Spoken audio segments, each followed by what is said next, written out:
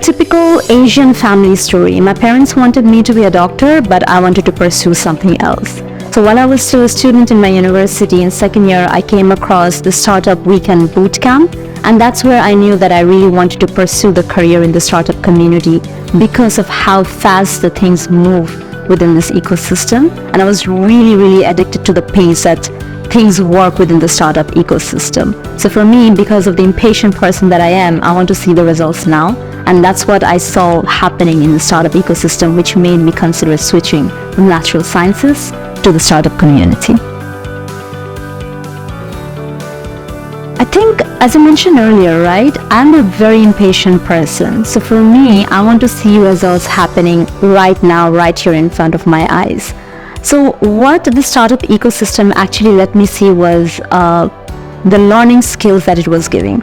See, when you're within this community, what you see is you are meeting people from different walks of life who teach you so many different perspectives, which is not happening when you're in a traditional career path, because you're probably within the similar-minded people, within the similar circle, and hence your learning curve doesn't really go as high or as fast, which happens within the startup ecosystem. And that's what really kept me sticking into this community.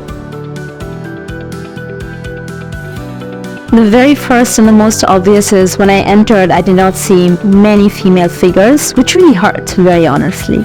So that really stood out to me, that what's going on? Why don't I see someone I can relate with?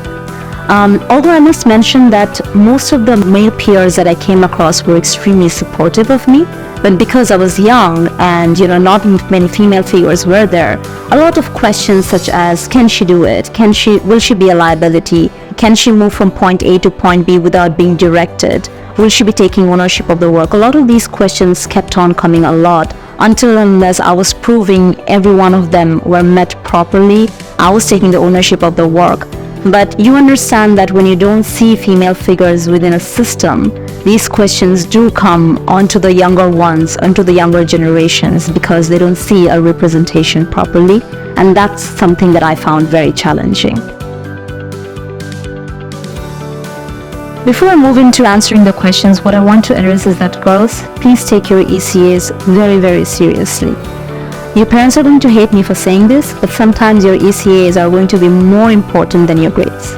And coming to the question over here, women play a very essential role in any profession just because of their capability of taking human-centric decisions.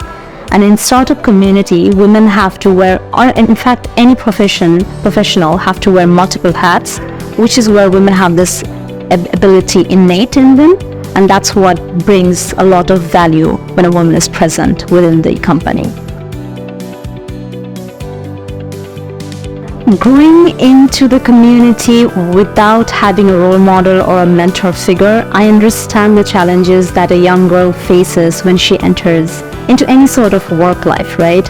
I wish I had someone to relate to. I wish I had someone to go and talk to. And because I did not have this person immediately, especially around me or close to me, I know that I want to be this person for someone who is joining.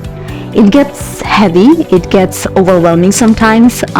You're constantly fighting to prove your worth, to prove your relevance, especially as a girl. So if I can be that figure, or if I can be that person, or just a friend to someone who's coming into the community, who's coming into this world, you know what, that's fantastic, and that's exactly what I want to do.